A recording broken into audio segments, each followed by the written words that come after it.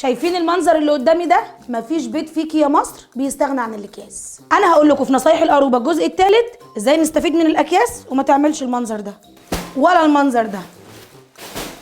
خليكي بقى معايا وانا هقول لك على طريقه تطبيق الكيس الصح اللي ما تاخدش مكان.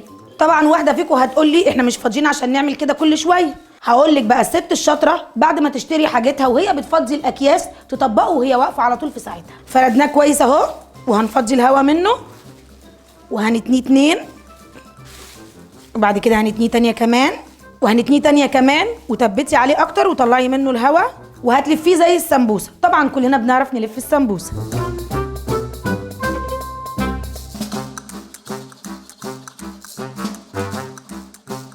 واحده يمين وواحده شمال. الطرف بقى ده في الاخر بتدخليه جوه كانك بتعملي سمبوسه بالظبط. وكده انا طبقت الكيس وما اخدش مساحه. هوريكم شويه اكياس انا مطبقاها اهي. الاكياس اهي لو جبنا مجموعه اكياس مش هتاخد مكان خالص اهو.